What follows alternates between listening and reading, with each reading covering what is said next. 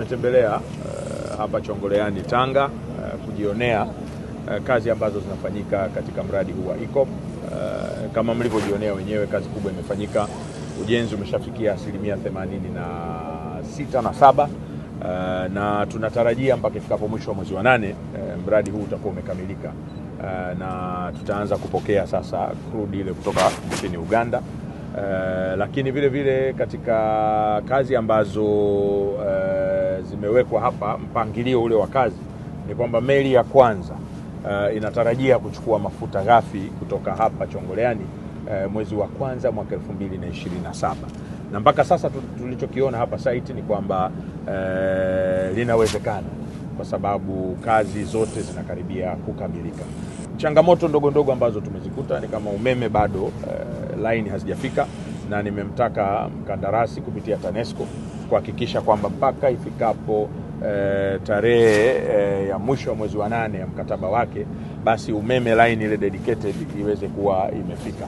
Kwa sasa umeme upo na umefika hapa, isieleweke kama umeme haujafika, lakini sasa kuna line ambayo inatoka Majani Mapana kwa ajili ya mradi huu tu, ambao ndio hiyo tumemtaka mkandarasi kuhakikisha kwamba inakamilika kwa wakati, na asipofanya hivyo basi na yenyewe tutamtoa katika wale ambao wanafanya kazi na taasisi yetu ya TANESCO, kwa sababu atakuwa amefeli.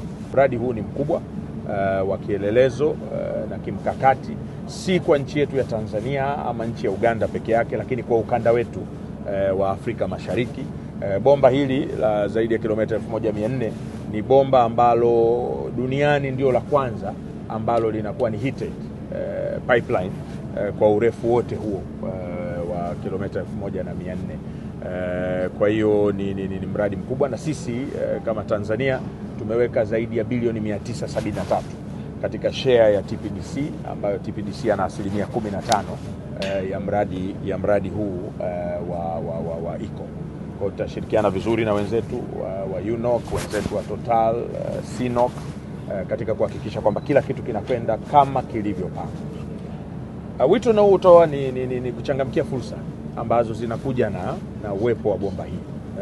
Kuna fursa nyingi tumeshaziona hapa na wenzetu kupitia Managing Director GM walitueleza Watanzania takriban 3,000 wamepata kazi zile za ujuzi katika mradi huu, na hivi tunavyozungumza wenzetu wa TPDC wamechukua vijana watakuja kufanya kazi hapa kama 100 na ambao wamewapeleka Madimba kwa ajili ya kuweza kupata ujuzi ili waje kufanya kazi hapa. Kwa hiyo ni kwenye ajira, lakini kuna zile ambazo si za moja kwa moja, na zenyewe fursa hizo zipo.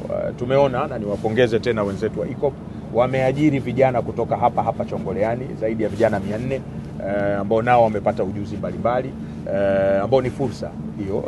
Lakini vile vile tumeona hata anayeongoza timu ile ya local content hapa ni kijana wa hapa Tanga.